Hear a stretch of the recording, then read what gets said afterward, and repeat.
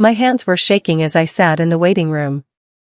The receptionist had just told me that the CEO would interview me personally. That was weird. CEOs don't usually interview regular employees. I smoothed down my blue blazer and checked my phone. 2:47 p.m. 3 minutes until my interview for marketing director at Thompson Industries. This job could change everything. After years of working multiple jobs to pay off my student loans and build my career, I finally had a chance at something truly major. My name is Maya Rivera, and I'm 45 years old. Some people think that's too old to be starting fresh at a new company, but I've learned that age is just a number. Experience? That's what really matters. Ms. Rivera? Mr. Thompson will see you now, the receptionist said with a bright smile. I grabbed my portfolio and walked toward the massive oak doors. My heart was pounding so hard I could hear it in my ears. I pushed open the door and stepped inside. The office was huge, with floor-to-ceiling windows showing the entire city skyline. Behind a modern glass desk sat a person in a black leather chair, facing the window. "Please, sit down," a familiar voice said. That voice. I knew that voice. My stomach dropped like I was on a roller coaster. No. It couldn't be. The chair slowly turned around. "Hello, Maya," she said with a cold smile. "It's been a long time." I couldn't breathe. Sitting in front of me, in an expensive suit, was Jessica Thompson. The same Jessica Thompson who made my life a living nightmare in middle school and high school. The same Jessica who spread rumors about me. The same Jessica who got me kicked off the volleyball team with her lies. The same Jessica who made me eat lunch in the bathroom stalls because I was too scared to face her in the cafeteria. And now she was interviewing me for a job. "I was so excited when I saw your name on the application list," Jessica said, leaning back in her chair. "Tell me, Maya, why should I hire you?" Her smile grew wider, and I knew exactly what she was thinking. She had all the power now, just like she did back then. But this time, something was different. This time, I wasn't the scared 13-year-old girl who cried in the bathroom. I opened my portfolio and looked her straight in the eyes. "Because I'm the best person for this job," I said, keeping my voice steady even though my heart was racing.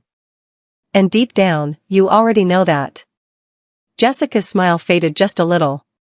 What happened next would change both of our lives forever. Let me take you back to where this all started. 7th grade. Lakewood Middle School. I was 13 years old. I had just moved to town with my mom. She had gotten a new job as a nurse, and we left our small apartment in the city for a tiny house in the suburbs. It wasn't much, but Mom was so proud of it. My first day at Lakewood was terrifying. Everyone already had their friend groups. I walked through the hallways with my schedule clutched in my hand, trying to find room 204. "You look lost," a friendly voice said. I turned around and saw a girl with perfect blonde hair and a bright smile.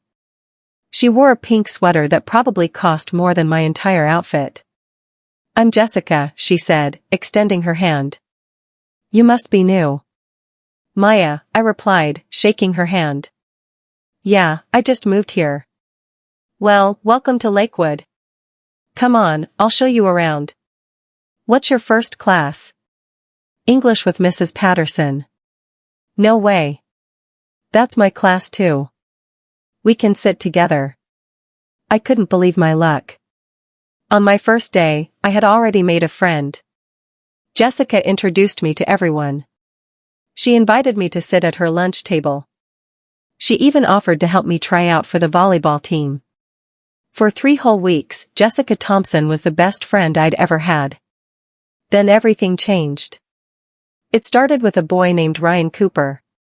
He had brown curly hair and was really good at basketball. All the girls liked him, especially Jessica. One day in the library, Ryan sat down next to me. "Hey, Maya, right?" he asked. "Yeah," I said, looking up from my homework. "I was wondering if you'd want to study together sometime. Maybe for the science test?" I didn't think anything of it. Ryan seemed nice, and I could use help with science. Sure, I said. That would be great. What I didn't see was Jessica watching us from behind the bookshelves. What I didn't know was that she had liked Ryan since elementary school. What I didn't realize was that I had just made the biggest mistake of my life. The next day, everything was different. I walked into school on Tuesday morning, and people were staring at me. Groups of students whispered and pointed as I passed by. Something was very wrong. I saw Jessica at her locker and hurried over. Hey, Jess. What's going on? Why is everyone acting weird? Jessica slowly turned to face me. Her expression was ice cold. It was like looking at a completely different person. Don't talk to me, she said quietly. What? Why? Did I do something wrong? You know exactly what you did, Maya. Everyone knows now. My heart started pounding. Knows what? I don't understand. Jessica slammed her locker shut. Stay away from me. And stay away from Ryan. She walked away, leaving me standing there confused and scared. In the first period, a girl named Brittany turned around in her seat and gave me a disgusted look. I can't believe you said that about Jessica, Brittany whispered loud enough for everyone nearby to hear. She was so nice to you. Said what? I didn't say anything about Jessica. Brittany rolled her eyes. Everyone knows you told Ryan that Jessica was obsessed with him and that she's crazy. You called her desperate. My mouth fell open. That's not true. I never said any of those things. Whatever, Brittany said, turning back around. I looked around the classroom. Everyone was avoiding eye contact with me. Some people were glaring at me like I was the worst person in the world. By lunchtime, the rumors had grown even worse. According to what people were saying, I had supposedly told Ryan that Jessica had a crush on him since 4th grade, that she wrote his name in hearts all over her diary, and that she was planning to ask him to the spring dance. But I hadn't said any of that. I barely even knew Ryan. I tried to find Jessica to explain, to tell her it was all a lie. But whenever I got close, she'd turn and walk away. Her friends would block my path and tell me to leave her alone. I ended up eating lunch alone in the bathroom stall, crying quietly so no one would hear. That was just the first day. Over the next few months, things got worse. Much worse. Jessica didn't just spread rumors. She was strategic about it. She'd be sweet to my face when teachers were around, then whisper mean things when no one was looking. Your shoes are so cheap, she'd say with a fake concerned voice. Can't your mom afford better ones? The truth was, my mom couldn't afford better ones. We were barely getting by. Mom worked double shifts at the hospital, and sometimes she'd come home so exhausted she'd fall asleep in her scrubs. I wore the same 3 outfits every week and hoped nobody would notice. But Jessica noticed everything. She'd compliment me loudly in front of others. Maya, I love how you wear the same jeans every week. That's so environmentally conscious. Everyone would laugh. In gym class, she'd accidentally trip me during volleyball practice. Oops, sorry, Maya. You're just so clumsy. She convinced the other girls on the team to leave me out of practice drills. When I served the ball, nobody would try to hit it back. They'd just let it drop and sigh like I was wasting their time. The worst part was that Jessica made it all look accidental. She was never openly mean where adults could see. She was too smart for that. Teachers loved Jessica. She volunteered for everything, got perfect grades, and always knew what to say. Her family donated money to the school. Her mom was president of the PTA. Who was going to believe me over her? I tried to tell my mom what was happening, but I didn't know how to explain it. How do you describe the way someone can destroy your life with whispers and smiles? Maybe try being friendlier, Mom suggested, not understanding. Kill them with kindness, sweetheart. But kindness doesn't work against someone like Jessica Thompson. By 8th grade, I had exactly one thing that made me happy: volleyball. Despite everything Jessica did, I was good at it. Really good. Coach Martinez noticed my serves, my spikes, my dives. She started putting me in as a starter instead of on the bench. For those hours during practice and games, I forgot about Jessica and the whispers and the loneliness. On the court, I was free. We had a big game coming up against our rival school, Jefferson Middle. Coach Martinez told me I'd be starting as an outside hitter. It was the most important game of the season. I practiced every day, even at home. I'd serve against our garage door until my arm ached. This was my chance to prove I was good at something, that I mattered. The day before the game, Coach Martinez called me into her office. "Maya, we need to talk," she said, her face serious. My stomach twisted. "What's wrong, Coach?" "Some of your teammates came to me with concerns. They said you've been bullying Jessica Thompson." I felt like I'd been punched.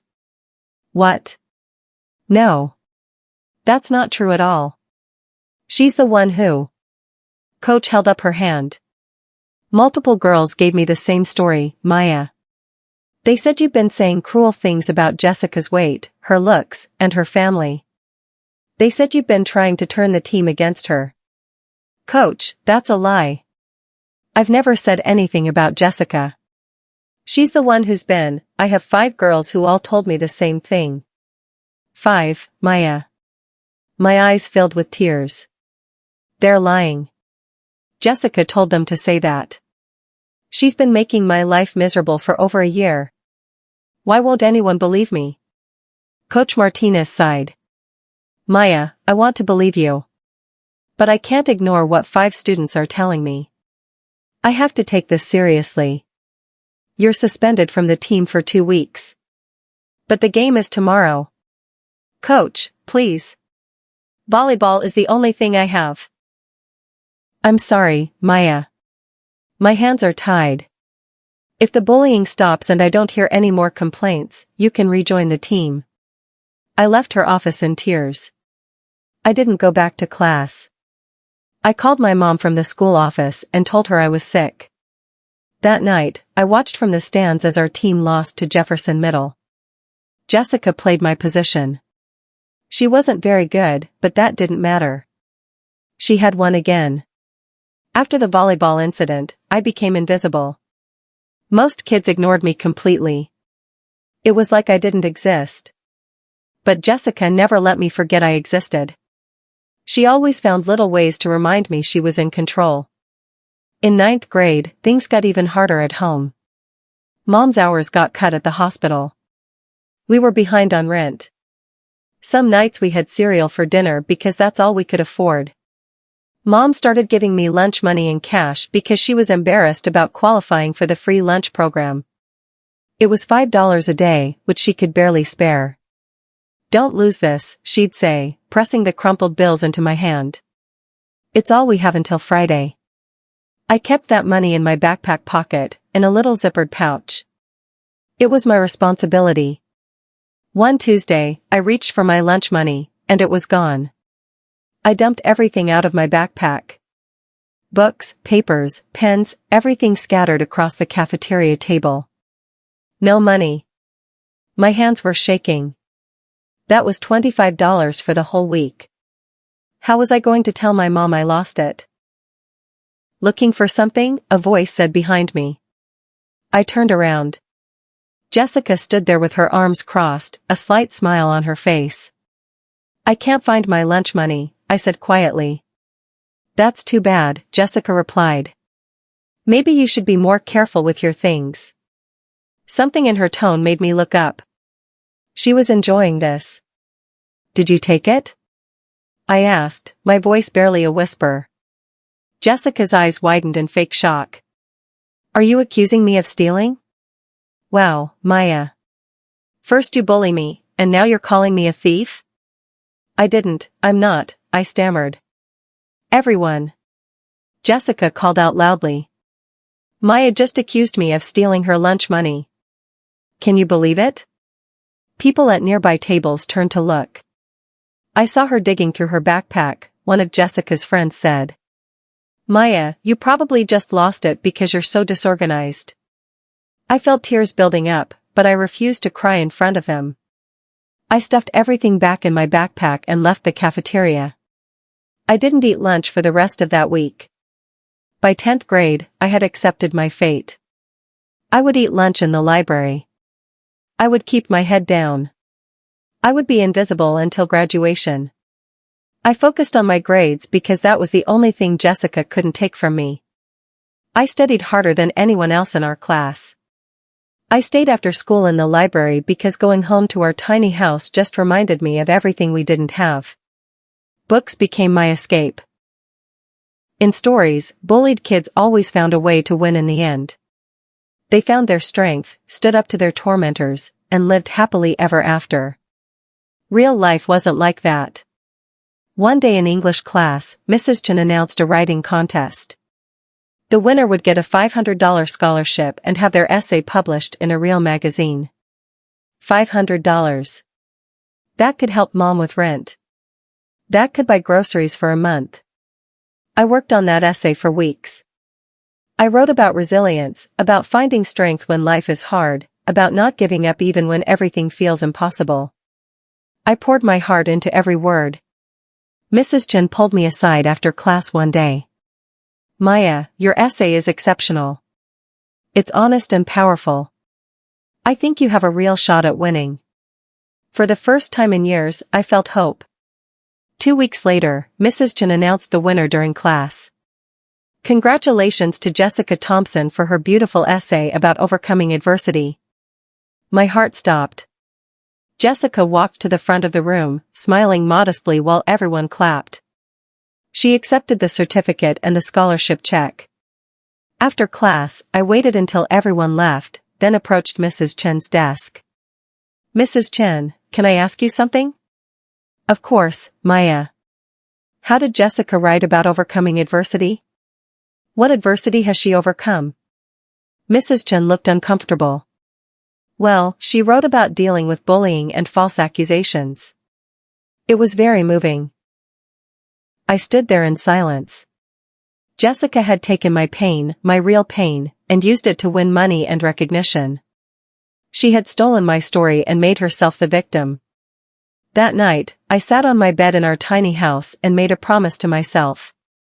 Someday, somehow, I would make something of myself. I would become someone Jessica Thompson could never ignore, never diminish, never destroy. I didn't know how yet. But I would find a way. The rest of high school was about survival and planning. While Jessica was elected homecoming queen and class president, I was working 2 part-time jobs and saving every penny. I worked at a coffee shop on weekday mornings before school, and at a grocery store on evenings and weekends. My hands always smelled like coffee beans and cleaning products. I was exhausted all the time. But I had a plan. I researched colleges with the best marketing programs. I filled out every scholarship application I could find. I wrote essays about overcoming challenges, real essays this time, ones that nobody could steal. My guidance counselor, Mr. Roberts, was the only adult who seemed to really see me. Maya, these are impressive applications, he said, reviewing my materials. Your grades are excellent, and your work experience shows maturity. But I have to ask, are you okay? You seem tired. I almost told him everything then. About Jessica, about the bullying, about eating lunch in bathroom stalls. But what good would it do? It was almost over.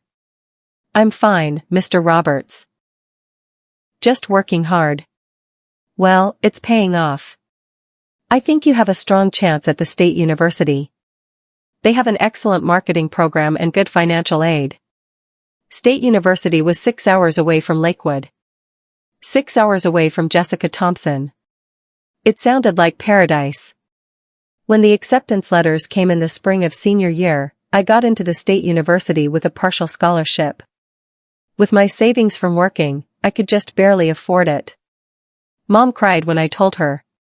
Happy tears this time. I'm so proud of you, Mija, she said, hugging me tight. You worked so hard for this. I didn't tell her that I wasn't just going to college for an education. I was going to become someone new. Someone strong. Someone who would never let anyone make them feel small again.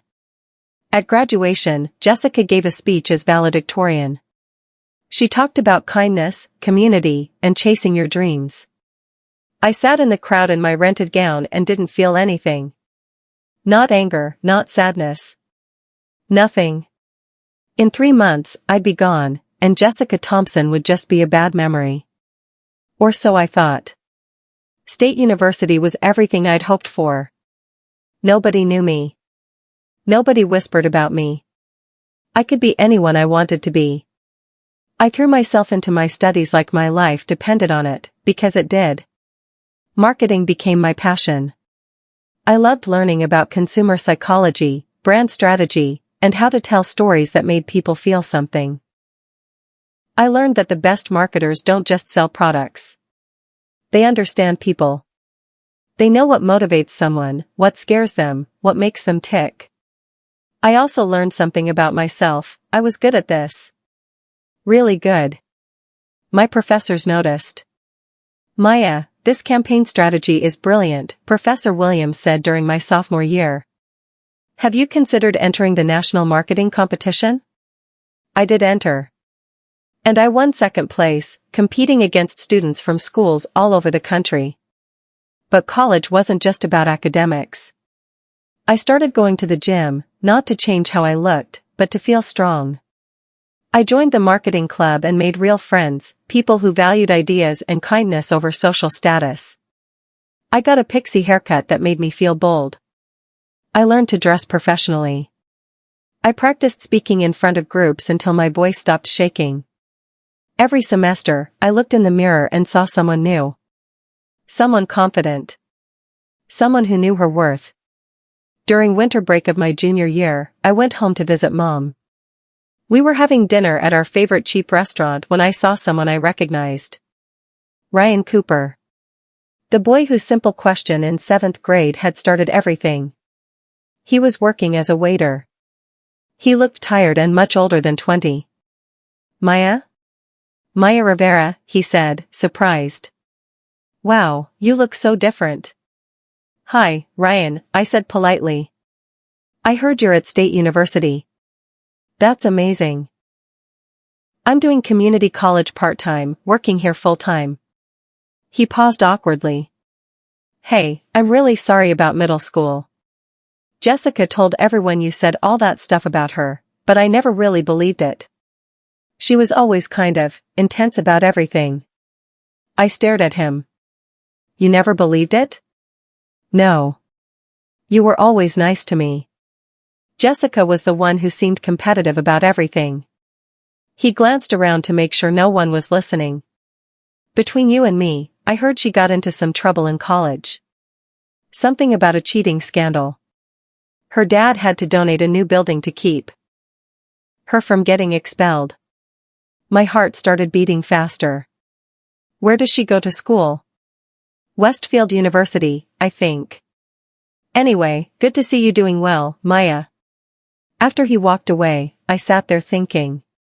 Jessica Thompson wasn't invincible after all. Senior year of college, everything came together. I landed an internship at Morrison & Associates, one of the top marketing firms in the state. They usually only took graduate students, but Professor Williams had recommended me personally. "You have something special, Maya," my supervisor, Jennifer, told me on my first day. "You understand not just what to say, but how people will feel when they hear it." I worked harder than any other intern. I stayed late. I volunteered for difficult projects. I learned everything I could about the business. The company was working on a campaign for a major client, a fashion brand trying to reach younger consumers. All the senior marketers had pitched ideas, but the client wasn't happy with any of them. "They're too safe," the client representative had said. "We need something bold. Something that makes people feel something." Jennifer mentioned this during one of our team meetings, sounding frustrated. I had an idea. It was risky, but I couldn't stop thinking about it. I spent the entire weekend creating a full campaign proposal. I designed mock-ups, wrote copy, and researched target demographics. I barely slept. Monday morning, I walked into Jennifer's office with my laptop. "I know I'm just an intern," I said. "But I have an idea for the campaign. Could I show you?" Jennifer looked skeptical but nodded. "You've got 5 minutes." I showed her everything. The campaign concept was about embracing your authentic self, about transformation, about becoming who you were meant to be. It wasn't just about selling clothes, it was about selling confidence. Jennifer was quiet for a long moment after my presentation ended. "Maya," she finally said. "This is exceptional. I want to show this to the partners."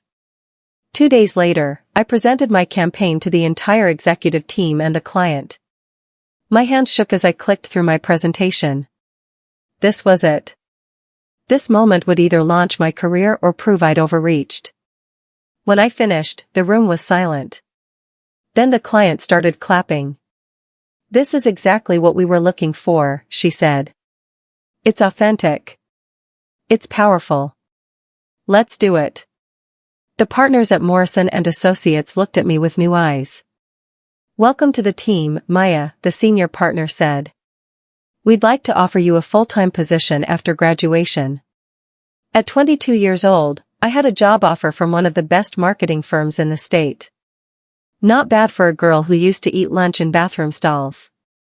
But this was just the beginning. I worked at Morrison & Associates for 8 years. I learned everything I could from the best minds in marketing. I helped launch campaigns for major brands. I won awards. I became one of their top performers. But I always felt like I was working towards something bigger. When I turned 30, I made a decision. I was going to start my own marketing consulting firm. Everyone thought I was crazy. "You have a great job," my mom said. "Why risk it?" "Because I don't want to work for someone else's dream anymore, Mom. I want to build my own."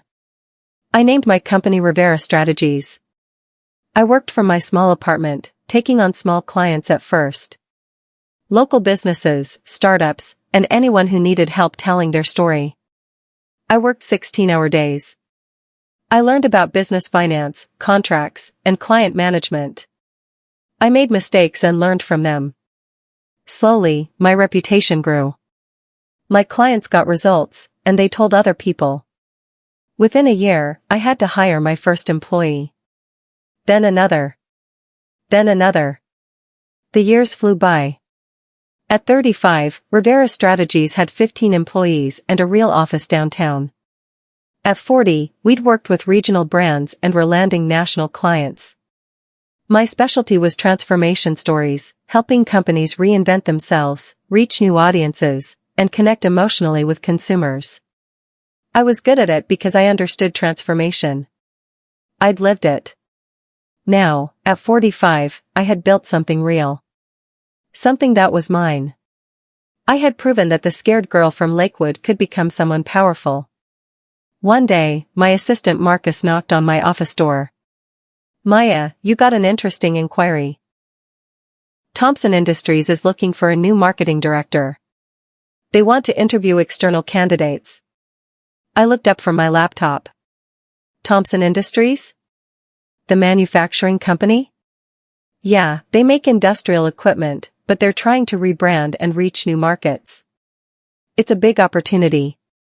The salary would be. He showed me the number. It was more than I'd ever made. It would be a stable income instead of the ups and downs of running my own business. "Who's the CEO?" I asked, though something in my gut already knew. Marcus checked his notes. "Jessica Thompson. She took over from her father 2 years ago. The company's been struggling since then." My heart started pounding. Jessica Thompson. After all these years, our paths were crossing again. "Set up the interview," I heard myself saying. "Really? But you love running your own company." "Just set it up, Marcus." I needed to see her. I needed to know if the scared little girl inside me was finally gone, or if she'd come running back the moment Jessica walked into the room. The week before the interview, I did my research on Thompson Industries. The company was started by Jessica's grandfather 50 years ago. It made industrial machinery and had been successful for decades. But under Jessica's leadership, things were falling apart. Employee reviews online were terrible. CEO has no idea what she's doing. She got the job because of her last name, not her skills. Company culture is toxic. Revenue was down 30% in 2 years. They'd lost several major clients. There were rumors of layoffs coming. Jessica Thompson, the girl who'd had everything handed to her, was failing. Part of me felt satisfied. But another part, the part that had become a successful businesswoman, just felt sad. All those people worked there. They had families, mortgages, and lives that depended on that company succeeding. This wasn't about Jessica anymore. If I took this job, it would be about saving a sinking ship. Could I do that? Could I work for Jessica Thompson? The night before the interview, I couldn't sleep. I kept seeing flashes of memory. Eating lunch in bathroom stalls. Losing my volleyball position. My lunch money is disappearing. I got up and looked at myself in the mirror. I wasn't that scared little girl anymore. I was Maya Rivera, 45 years old, founder of Rivera Strategies, an award-winning marketer, someone who'd built something from nothing. Jessica couldn't hurt me now. I wouldn't let her. The day of the interview, I wore my best navy blue suit and the pearl earrings my mom had given me for my college graduation. I looked professional, polished, and powerful. The receptionist was friendly, and the office was impressive. Thompson Industries had money, even if they were losing it. Then came that moment. The moment I walked into Jessica's office. The moment the chair turned around, I saw her face. She looked different. Older, obviously. Her perfect blonde hair now had expensive highlights. Her makeup was flawless. Her suit probably cost more than my monthly car payment. But her eyes were the same. Cold and calculating. "Hello, Maya," she said. "It's been a long time." And despite all my preparation, despite all my success, my heart still skipped a beat. Some wounds run very deep. But I sat down, opened my portfolio, and looked her in the eye. "Because I'm the best person for this job," I said. "And deep down, you already know that." Jessica leaned back in her chair, studying me like I was a puzzle she was trying to solve. "You've done well for yourself," she said. "Rivera Strategies. Impressive for someone who came from humble beginnings." There it was. The first jab. Reminding me that I was poor, that I came from nothing. The old Maya would have looked down, felt shame. The new Maya just smiled. "Thank you. I'm proud of what I built." Jessica flipped through my resume. "You've worked with several of our competitors, I see. Denison Manufacturing, Keller Industrial. They're doing quite well these days." "They are. We helped them develop marketing strategies that connected with modern buyers." Industrial companies often forget that their customers are people, not just purchasing departments. "Interesting theory," Jessica said coolly. "And you think Thompson Industries needs your help?" "I think Thompson Industries is losing market share because your branding is outdated and you've lost touch with what your customers actually need," I said directly. "Your website looks like it was designed in 2005. Your marketing materials focus on technical specifications instead of solving customer problems. And based on your social media presence, you have no engagement strategy at all." Jessica's jaw tightened. She wasn't used to people being this honest with her. "That's quite a criticism of a company you want to work for. You didn't hire me to blow smoke, Jessica. You hired me to tell you the truth. The truth is, your company is failing. But it doesn't have to." Silence hung in the air between us. "Why do you want this job, Maya? You have your own successful company. Why would you give that up to work for me?" It was a good question. I'd been asking myself the same thing. "Because I like a challenge," I said. And because I know I can turn Thompson Industries around. That's what I do, I help companies transform themselves. Jessica stood up and walked to the window, her back to me. Do you remember middle school, Maya? She asked quietly. My heart started pounding. Yes. We were friends once. Do you remember that? I remember. She turned to face me. Things got complicated. We were just kids. You made my life hell for 5 years, I said, keeping my voice steady. That's not complicated. That's bullying. Jessica flinched slightly. For a moment, I saw something in her eyes, guilt? Regret, but it disappeared quickly. I'm offering you this job, she said abruptly. Starting salary of $150,000, full benefits, stock options. You start Monday. I stared at her. Just like that? Just like that. You're right, you are the best person for the job. I'm not stupid, Maya. I know this company is in trouble. My father left me this company 2 years ago when he retired, and I've been drowning ever since. I need someone who knows what they're doing. She extended her hand. So, do we have a deal? I looked at her hand, then at her face. This felt like a trap.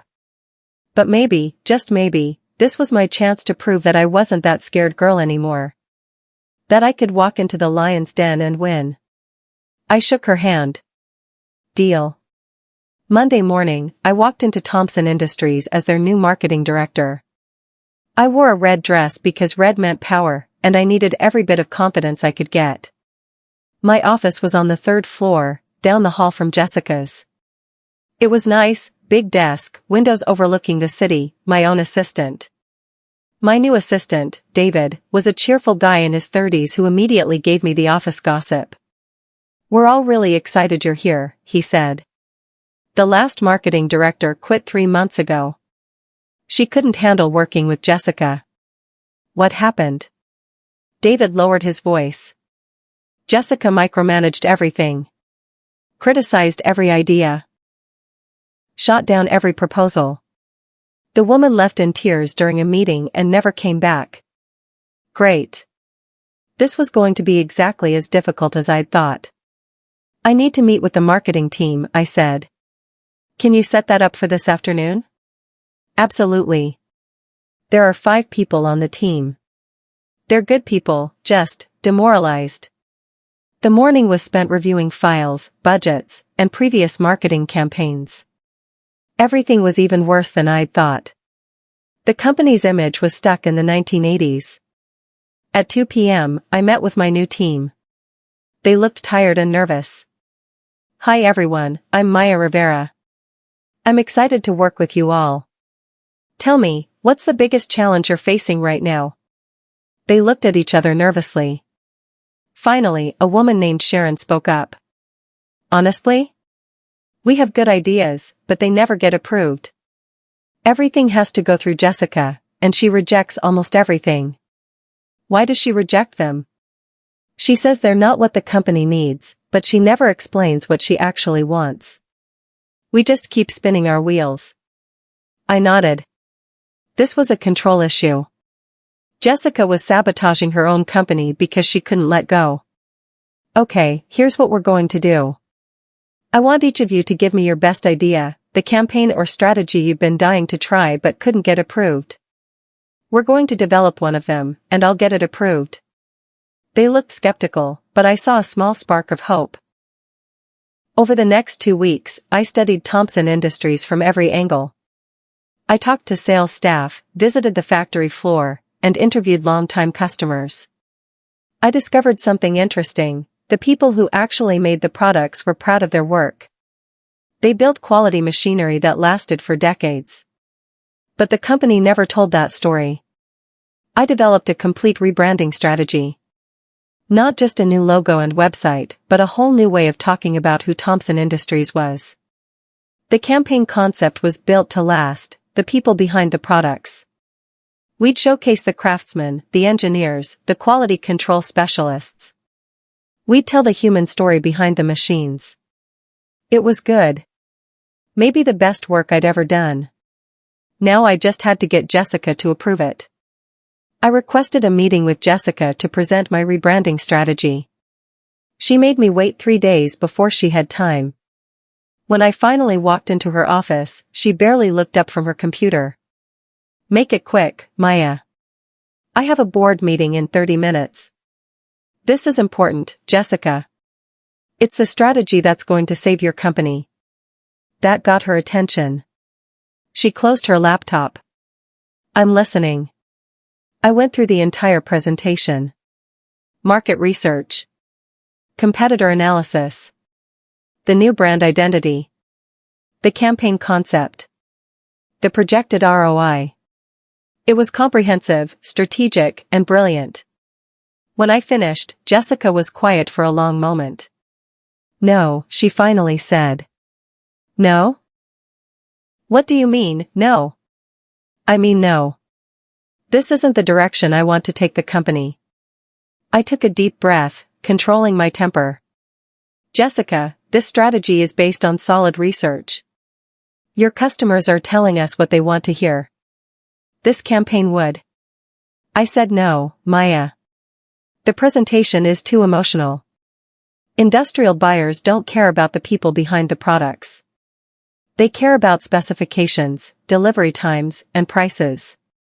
"That's where you're wrong," I said firmly.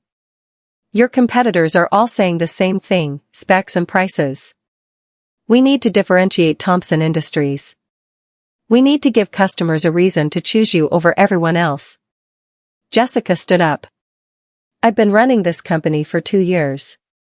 I think I know what our customers want." "Then why is revenue down 30%? I asked. The room went silent. Jessica's face turned red. "How dare you? I'm not trying to disrespect you, Jessica. I'm trying to help you. But you hired me to do a job, and I can't do it if you won't listen to anything I say." Jessica walked to the window, her back to me. When she spoke again, her voice was tight. "Fine. You can run a small pilot campaign. 1 trade magazine ad and 1 social media test. If it performs well, we'll discuss expanding it. If it doesn't, we do things my way." It wasn't perfect, but it was something. "Deal," I said. As I left her office, I realized something. Jessica was afraid. Afraid of losing control, afraid of admitting she didn't know how to save her company, afraid of letting anyone else succeed where she was failing. The scared little bully was still in there, just wearing an expensive suit now. Over the next month, my team and I worked on the pilot campaign. We created one beautiful ad featuring Marcus, a 62-year-old machinist who had worked at Thompson Industries for 40 years. In the photo, Marcus stood next to a machine he'd helped build, his weathered hands resting on the metal. The caption read, "Marcus has built over 10,000 machines in his career. Every single one is still running. That's the Thompson promise." We also created social media content showing the manufacturing process, the quality control checks, and the real people who made these machines. When we launched, the response was immediate and overwhelming. The trade magazine ad generated more inquiries in 1 week than any previous ad had in 6 months. The social media posts got thousands of likes, shares, and comments. "This is what manufacturing should look like," one person commented. "Real people doing real work." Customer service reported that multiple leads mentioned the campaign specifically when they called. I compiled all the data and requested another meeting with Jessica. This time, she kept me waiting 5 days. When I finally got into her office, I showed her everything. The engagement numbers, the lead generation, and the positive feedback. "The pilot was successful," I said. "We should expand this campaign across all channels." Jessica looked at the data for a long time. I could see her jaw working, like she was chewing on words she didn't want to say. "Fine," she finally said. "Expand it. But I want approval on every single piece of content before it goes out. That will slow down the process significantly. Those are my terms, Maya.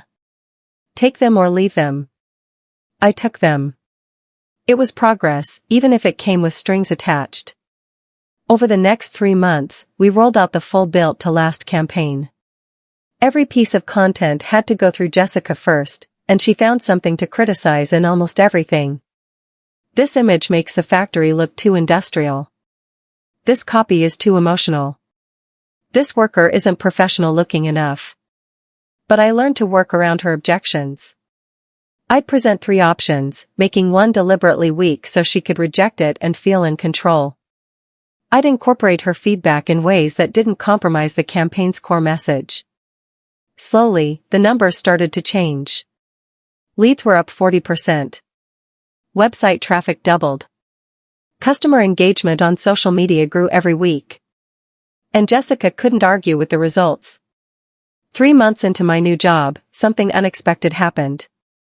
Jessica invited me to lunch. "We need to discuss the Q3 marketing budget," she said over email. "Let's meet at Russo's at noon on Friday." Russo's was an expensive Italian restaurant downtown. The kind of place where business deals were made over wine and pasta. I arrived exactly on time. Jessica was already there, sitting at a corner table with a glass of white wine. "Maya," she said, gesturing to the seat across from her. "Thanks for coming." I sat down, waiting for the other shoe to drop. Jessica Thompson didn't do friendly lunches.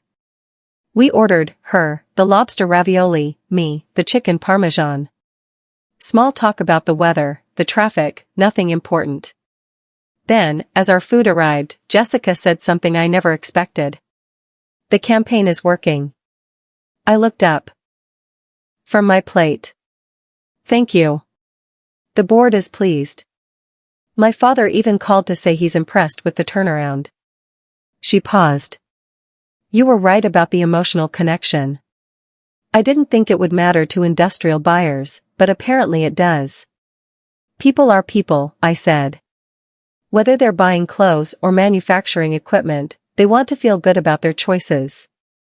Jessica took a sip of wine. "You've changed a lot since high school." There it was. The real reason for this lunch. "I had to," I said simply. "I saw your TEDx talk," Jessica continued. "The one about building resilience in your career. You talked about overcoming obstacles, but you never mentioned what happened in school." "Because that's not the story I want to tell anymore," I said. "I'm not defined by what happened to me. I'm defined by what I did next." Jessica looked down at her plate. For a moment, she looked almost vulnerable. "I wasn't a very nice person back then," she said quietly. It wasn't an apology. But it was an admission. "No, you weren't," I agreed. "My parents were going through a divorce," Jessica said. "My dad was never home. My mom was drinking. Everything at home was chaos, so I tried to control everything at school. And when Ryan showed interest in you instead of me, I felt like I was losing control of that, too." I sat there, processing this information. Part of me wanted to feel sympathy. But a bigger part of me remembered crying in bathroom stalls, going hungry because my lunch money disappeared, losing the one thing I loved because of lies. "Jessica, I'm sorry your home life was hard," I said carefully. "But that doesn't excuse what you did to me. You made my life a nightmare for 5 years. You stole opportunities from me. You made me believe I was worthless." "I know," she said, and her eyes were wet. "I've thought about it a lot over the years. About reaching out, apologizing. But the more time passed, the more impossible it seemed." "Why now?" I asked. "Because you're here. Because I can't ignore you anymore. And because..." She paused. "Because I'm failing, Maya. I'm failing at running this company, and everyone knows it. The board is losing confidence in me. Employees don't respect me. And watching you succeed where I'm failing, it's making me face some uncomfortable truths about myself." I didn't know what to say to that. "I'm not asking for forgiveness," Jessica continued. "I don't deserve it. But I am asking if we can start over. Professional colleagues who work together to save this company. Can we do that? I thought about it for a long moment. This wasn't the dramatic confrontation I'd imagined. There was no yelling, no public humiliation, no revenge served cold. Just two middle-aged women sitting in a restaurant, one asking for a second chance she probably didn't deserve. We can try, I finally said. But Jessica, if you ever try to sabotage me or undermine my work, I'm done. I'm not that scared kid anymore. I won't let anyone treat me that way again. Fair enough, Jessica said. We finished our lunch with a careful conversation about quarterly projections and budget allocations. It wasn't forgiveness. But maybe, just maybe, it was the beginning of something different. 2 weeks after our lunch, everything changed. I was in a meeting with my team when David burst through the door, his face pale. Maya, you need to see this. Now. He pulled up a news website on the conference room screen. The headline read, Thompson Industries accused of safety violations, 3 workers injured in factory incident. My stomach dropped. What happened? I asked. There was an accident at the main factory this morning, David said. Some kind of equipment malfunction. 3 workers were hurt, 1 seriously. And now reporters are digging into the company's safety record. I grabbed my phone and ran to Jessica's office. She was already on the phone, her face red and angry. I don't care what it costs, get our lawyers on this immediately. She slammed the phone down and looked at me. I assume you've seen the news. What happened? An old machine malfunctioned. The maintenance team said they'd reported issues with it months ago, but... She trailed off, looking defeated. The maintenance requests got lost in bureaucracy. Nobody fixed it. And now people are hurt. How bad? 2 workers have minor injuries. 1 has a broken leg and will need surgery. Thank God nobody was killed. My mind was already working. We need to get ahead of this. Issue a statement immediately. Show that we're taking responsibility and fixing the problem. The lawyers say we shouldn't admit fault. Forget what the lawyers say, I interrupted. People are hurt. Your employees are hurt. You need to show that you care more about people than protecting the company's image. Jessica looked at me like I was crazy. If we admit fault, we could be sued for millions. You're going to be sued anyway. But if you handle this right, you can show that Thompson Industries has integrity. That you take care of your people. That's when something goes wrong, you make it right. For a long moment, Jessica just stared at me. Then she picked up her phone. Cancel the lawyers. We're doing this Maya's way. Within 2 hours, we had a plan. Jessica would visit the injured workers at the hospital personally. We'd issue a statement taking full responsibility and outlining immediate safety improvements. We'd bring in independent safety inspectors to audit every machine in the factory. Most importantly, we'd be transparent. I wrote Jessica's statement myself. Today, 3 of our employees were injured in an accident that should never have happened. As CEO, I take full responsibility for this failure. We failed to respond quickly enough to safety concerns, and our team members paid the price. I visited with the injured workers and their families. We're covering all medical expenses and providing full pay during their recovery. But money isn't enough. We're implementing immediate changes to ensure this never happens again. To our employees, I'm sorry. You trusted us to provide a safe workplace, and we let you down. That changes now. Jessica read it and looked at me. This is going to make me look incompetent. You'll look honest, I said. And in today's world, that matters more. We posted the statement on the company website and social media. Jessica did a video message to all employees. We answered every reporter's question honestly. The response was not what anyone expected. Within hours, the comments started rolling in. This is how a real leader responds to a crisis. Most CEOs would have hidden behind lawyers. Respect to Jessica Thompson for taking responsibility. I'm a buyer for 3 manufacturing companies. This response just moved Thompson Industries to the top of my list. A national business magazine wrote an article titled, "How One CEO Turned a Crisis into a Comeback Story." Our social media following tripled in a week. Current clients called to express support. Potential clients who'd never considered Thompson Industries suddenly wanted meetings. The Built to Last campaign had been about showcasing the people behind the products. Now, in the midst of a crisis, we've shown that the company actually values those people. It resonated.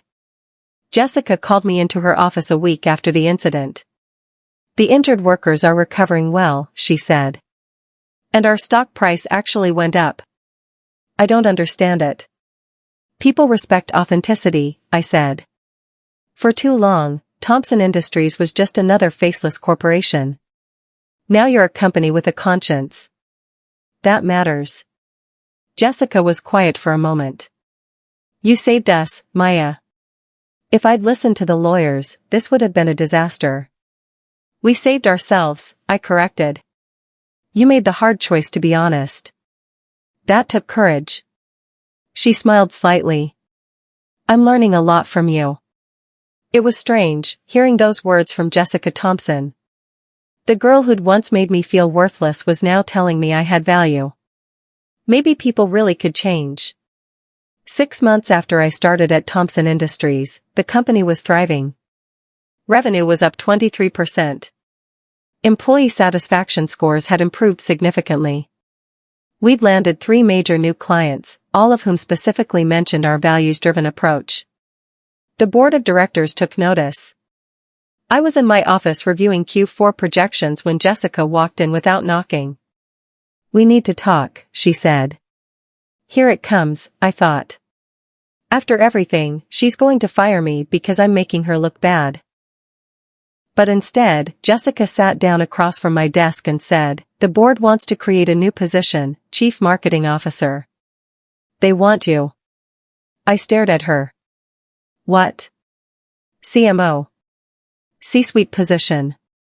You'd report directly to the board. Salary of $300,000 plus stock options. Your own team, your own budget, full authority over all marketing and brand strategy." My heart was racing. This was bigger than I'd ever imagined. "What about you?" I asked carefully. "Wouldn't I be reporting to you?" Jessica shook her head. "I recommended this structure to the board. You've proven you know what you're doing. You shouldn't have to run every decision through me." She paused. "And honestly, Maya, I'm learning that being a good leader means hiring people who are better than you at things and getting out of their way." I couldn't believe what I was hearing. "Is this really what you want?" I asked. "What I want is for this company to succeed. And you're the person who can make that happen." Jessica stood up. "The board meeting is tomorrow at 2 p.m. They'll make the official offer. I hope you'll accept." After she left, I sat in my office in shock. Maya Rivera, 45 years old, a former victim of bullying, was about to become Chief Marketing Officer of a major corporation. The scared girl who ate lunch in the bathroom stalls had come so far. The next day, I wore my power suit, the black one that made me feel invincible. The boardroom was intimidating. 12 people sat around a massive mahogany table. These were serious business people, investors, industry leaders, people who'd built empires. Jessica sat at the head of the table. She gave me a small nod. "Ms. Rivera," the board chairman said. "Please, sit down." I took the empty seat, my portfolio in front of me. "We've been reviewing your work over the past 6 months," the chairman continued. "The results speak for themselves. Revenue growth, brand transformation, and exceptional handling of the safety crisis. You've proven yourself to be an invaluable asset to this company." "Thank you," I said. "We'd like to offer you the position of Chief Marketing Officer. The compensation package is outlined in this document." He slid a folder across the table. I opened it. The salary was even better than Jessica had mentioned. $350,000 per year. Stock options that could be worth millions if the company continued to grow. A signing bonus of $50,000. It was more money than I'd ever dreamed of making. There is one condition, the chairman said. My heart sank. Here it comes, the catch. We need you to commit to at least 3 years. This company has been through a lot of transitions. We need stability and consistency in leadership. I looked at the contract. 3 years was a long time. But it was also an opportunity to really build something lasting. I have one condition of my own, I said. The board members looked surprised. Apparently, people didn't negotiate with them very often. I want authority to implement a comprehensive employee development program. Not just for marketing, but company-wide. Training, mentorship, and career advancement opportunities. The people who work here are Thompson Industries' greatest asset. We should invest in them. The chairman looked at Jessica. She nodded. Agreed, he said. Anything else? One more thing. I want to establish a scholarship program for the children of Thompson Industries employees. Full college scholarships for qualifying students. I thought about my own struggle to afford college, working 2 jobs, barely scraping by. Nobody should have to choose between education and survival. The board members murmured among themselves. That would be expensive, one of them said. It would be an investment, I corrected. In our employees, in our community, and in our future. Companies that take care of their people earn loyalty. Loyalty leads to better work, which leads to better products, which leads to more success. The chairman smiled. You drive a hard bargain, Ms. Rivera. But I like your thinking. We'll approve both programs. So, do we have a deal? I looked at the contract one more time. This was it, the moment that would change my life forever. We have a deal, I said, signing my name. Maya Rivera, Chief Marketing Officer. 3 weeks later, I was settling into my new role. Bigger office, bigger team, bigger responsibilities. I was reviewing budget proposals when my assistant buzzed me. Maya, there's someone here to see you. She doesn't have an appointment, but she says it's important. Her name is Brittany Walker? Brittany. I knew that name. Brittany was one of Jessica's friends in middle school. One of the girls who'd participated in the bullying, who'd laughed at me in the cafeteria, who'd told Coach Martinez that I was the bully.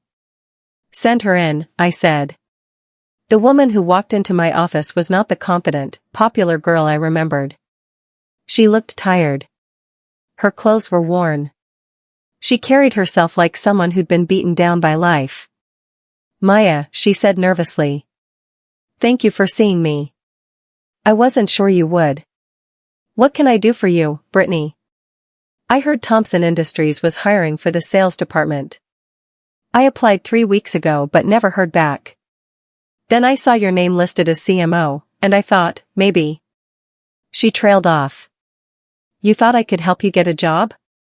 I know I have no right to ask. I know what I did to you in school was terrible. But I'm desperate, Maya. I lost my job 6 months ago. I'm a single mom with 2 kids. I'm about to lose my apartment. Her eyes filled with tears. Please. I just need a chance. This was the moment I'd dreamed about for 32 years. Brittany Walker, who'd made my life miserable, was now begging me for help.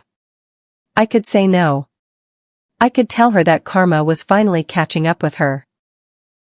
I could let her feel the powerlessness I'd felt every day in middle school and high school.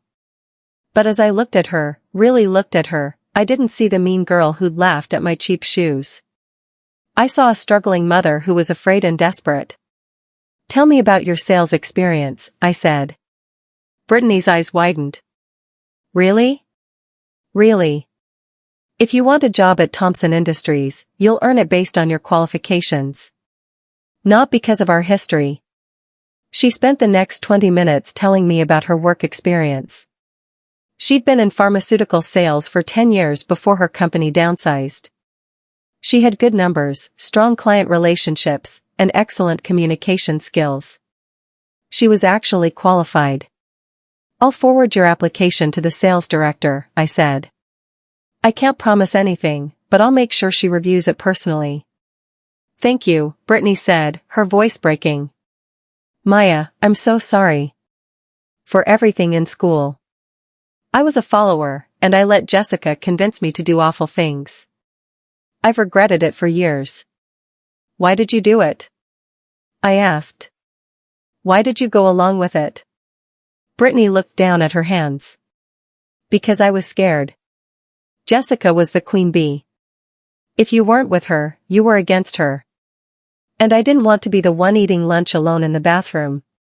So she'd chosen to protect herself by helping Jessica hurt me. I understood it, even if I didn't forgive it. Brittany, I'm giving you a chance because everyone deserves a second chance. But if you get this job, I expect you to be kind to everyone you work with. No gossip, no cliques, no putting others down to make yourself feel better. Thompson Industries is building a culture of respect. Can you be part of that? Yes, she said firmly. I promise. 2 weeks later, Brittany was hired. She turned out to be an excellent salesperson. And every time she saw me in the hallway, she thanked me. 1 year after I became CMO, Thompson Industries held its annual company celebration. It was a big event, dinner, dancing, and awards for outstanding employees.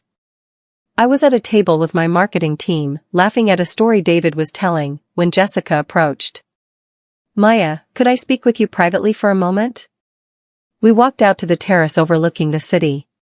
The lights sparkled below us, and music drifted from inside. I have something I need to give you, Jessica said. She handed me an envelope.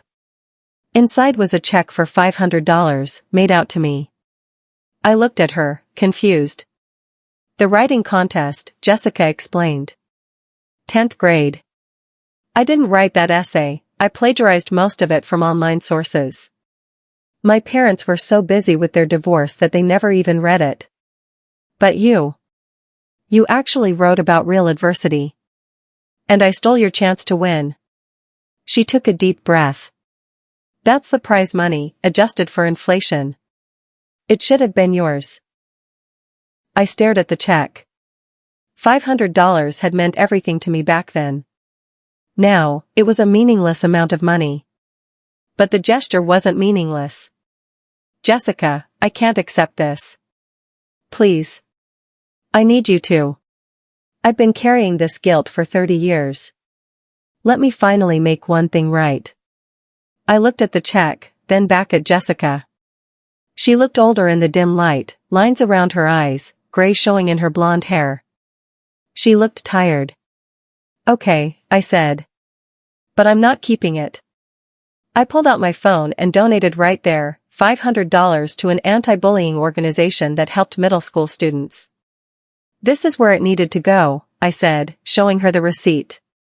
So other kids don't go through what I went through. Jessica nodded, tears in her eyes. That's better than anything I could have done with it. We stood there in silence for a moment. I'm sorry, Maya, Jessica finally said. I know I've said it before, but I don't think I've said it right. I'm sorry for everything. For the rumors, for the lunch money, for getting you kicked off the volleyball team, for making you feel worthless. You didn't deserve any of it. And I'm sorry it took me 32 years to really, truly apologize. I felt something loosen in my chest, a knot I'd been carrying for so long I'd forgotten it was there. Thank you, I said. That means a lot. You could have destroyed me, you know, Jessica continued. When you came back into my life, you could have made me pay for everything I did. Instead, you saved my company. You helped me become a better leader. A better person. Why? I thought about it for a moment. Because being cruel to you wouldn't have healed anything in me, I said. I spent years being angry, and that anger motivated me to succeed. But once I succeeded, I realized that holding on to anger was just hurting me. Not you. So you forgive me? I'm working on it, I said honestly. Forgiveness isn't instant, Jessica. It's a process. But I'm trying. And that's something. Jessica smiled, a real smile, warm and genuine. That's more than I deserve. We went back inside and rejoined the party. As I danced with my team, laughing and celebrating our successes, I realized something. I was happy. Truly, deeply happy. The scared girl from Lakewood was finally, completely gone. 5 years after I became CMO, Thompson Industries was a completely different company.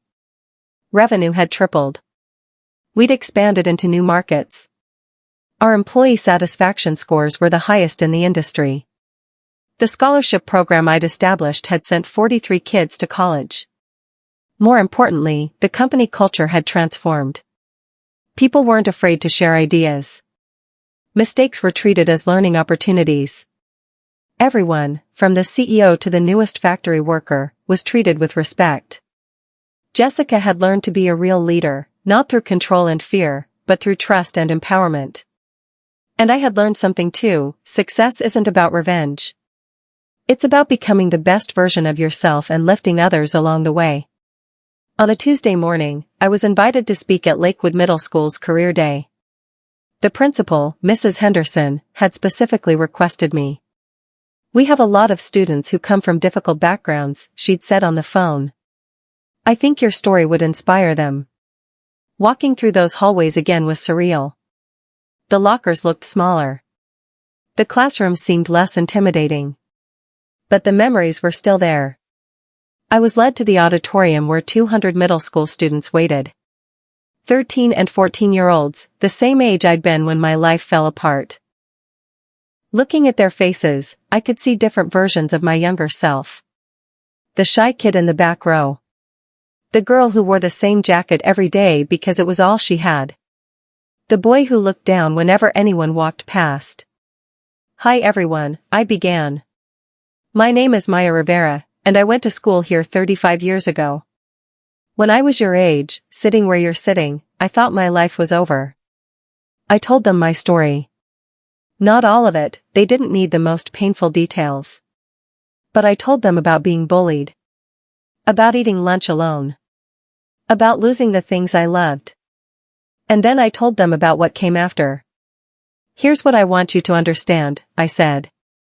"The hard things you're going through right now, they're real. They hurt. And anyone who tells you to just ignore it or they're just words doesn't understand what you're dealing with. But those hard things don't get to define who you become. You define that. Every day, you get to choose whether to let pain make you bitter or make you better. Whether to let cruelty turn you cruel or turn you compassionate." I saw some kids sitting up straighter. Others are wiping their eyes. "I became chief marketing officer of a major company," I continued. "But that's not my biggest achievement. My biggest achievement is that I refused to let someone else's cruelty turn me into a cruel person. I chose kindness even when the world wasn't kind to me. And that choice to be better than what happened to me. That's what I'm most proud of." After the presentation, students lined up to talk to me. They shared their own stories of being bullied, of feeling alone, of struggling with things adults didn't understand. One girl, maybe 14, waited until everyone else had left.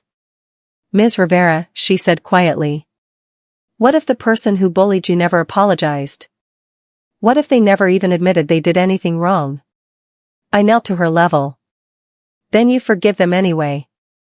"Not for them, for you. Because carrying that anger around is heavy. And you deserve to be free."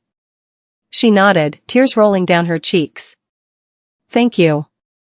As I left Lakewood Middle School that day, I realized this was the real revenge. Not humiliating Jessica. Not making her pay.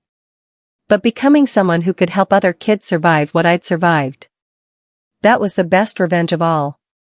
Today, at 50 years old, I'm writing this from my office at Thompson Industries. Jessica stepped down as CEO 2 years ago and moved to a board position. The board asked me to take over as CEO, and after a lot of thought, I accepted. It's strange being the person in charge of the company owned by the family of the girl who made my life miserable. But it's also right. I've turned Thompson Industries into the kind of company I wish had existed when I was young, a place where everyone is valued, where kindness matters, where people are encouraged to become their best selves. Jessica and I meet for lunch once a month. We're not best friends, but we're not enemies either. We're two women who survived our past and built something better. Last month, she told me something interesting. My daughter is starting middle school next year, she said. I'm terrified. Why? Because I see myself in her. She wants to be popular. She wants everyone to like her. And I'm afraid she'll do what I did, hurt people to feel powerful. So teach her better, I said. You know what that cruelty costs now. Make sure she never has to learn it the hard way. Jessica nodded. I'm using your story in my parenting. I hope that's okay. I tell her about how I treated you, and how it was the worst thing I've ever done. How I carry that regret every single day. That's more than okay, I said. If my story keeps one kid from becoming a bully, or helps one kid survive being bullied, then everything I went through mattered. My mom is 75 now, retired from nursing. I bought her a beautiful house on the lake. She cries every time she visits because she still can't believe her daughter, who used to wear the same 3 outfits every week, now runs a Fortune 500 company. I never married or had children, but I've mentored dozens of young professionals. I've funded scholarships for hundreds of students. I've helped transform a failing company into a thriving one. And more than anything, I've proven that your beginning doesn't determine your ending. The scared 13-year-old who cried in bathroom stalls became a powerful, successful, kind woman. Not despite what happened to her, but because of what she chose to do with it. That's my revenge, living well, being kind, and helping others do the same. So here's my question for you. If you could go back and give advice to your younger self during a difficult time, what would you say?